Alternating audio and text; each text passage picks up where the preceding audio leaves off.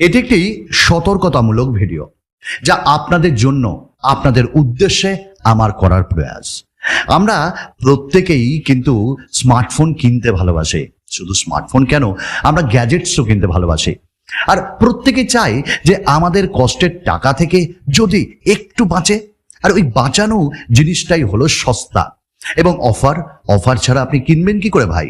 Offer ছাড়া আপনার স্বপ্নের স্মার্টফোন বা স্বপ্নের গ্যাজেট কিনতে গেলে আপনার টাকা যাবে অনেকটাই, আর আপনাকে বাঁচাতে গেলে আপনি হবেন সেভ।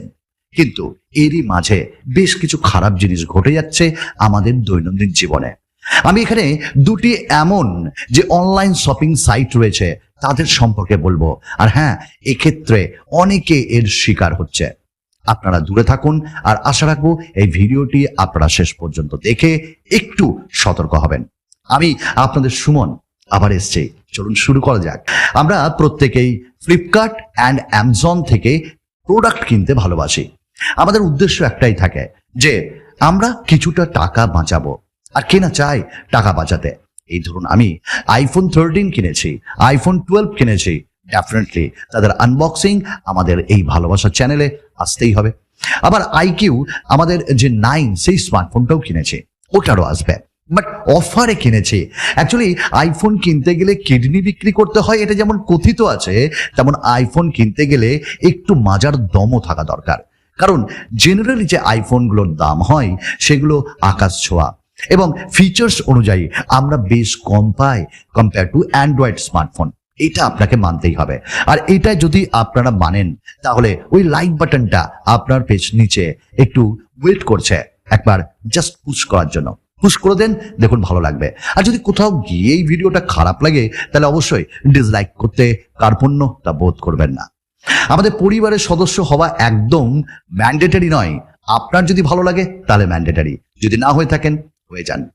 তো আমরা একটা অ্যাপেল আইফোন কিনবো, এটা যখনই মনে রাখি, বা আমার একটা স্বপ্নের স্মার্টফোন যে গ্যাজেটটার দাম অনেকটা হাই, আর 1 বছর ওয়েট করার পর যখন দাউ দাউ করে মনের আগুন জ্বলছে, ওই পেছনে যেমন জ্বলছে, আমরা সেটাকে নেভাই আমাদের আপকামিং সেলের নামেই তো সবকিছু জালিয়াতি।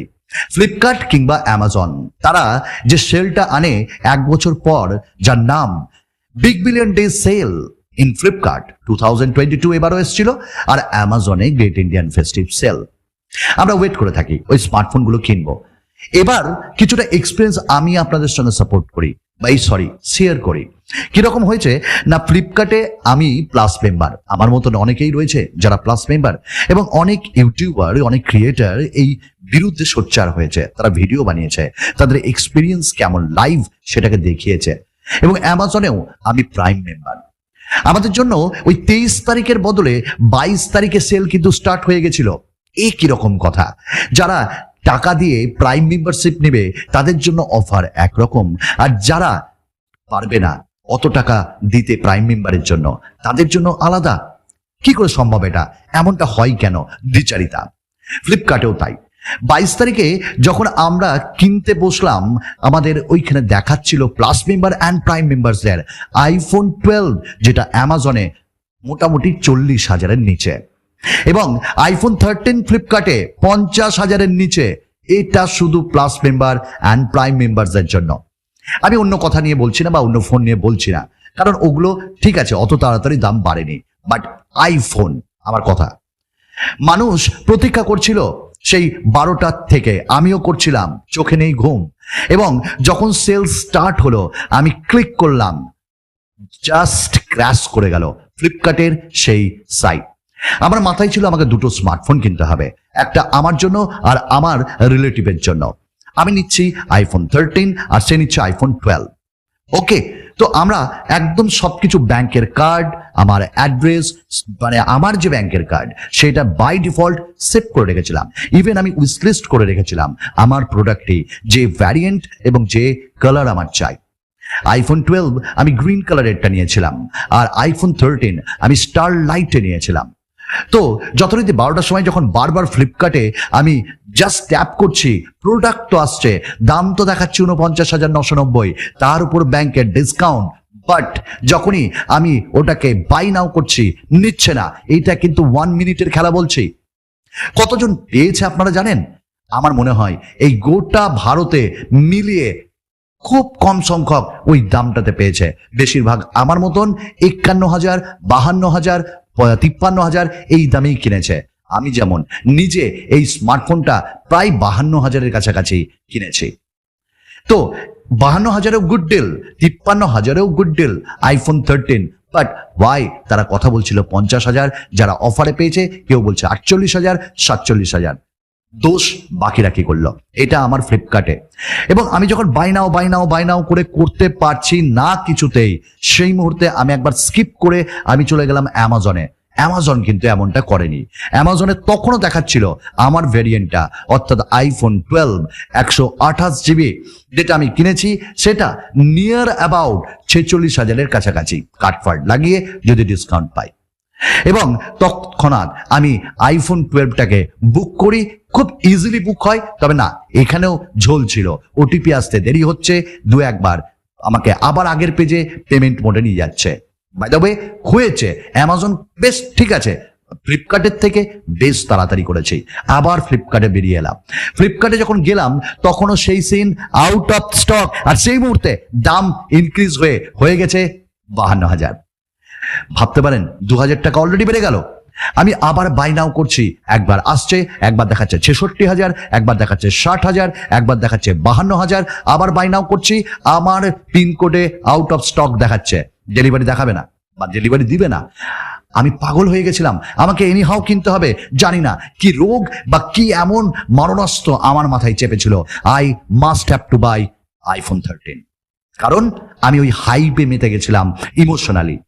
এবং আপনাদের খুব বারবার যখন করছি, প্রায় 1:45-টার সময় আমি বাই নাওয়ে ক্লিক করে আমার পেমেন্ট পেজে আসি।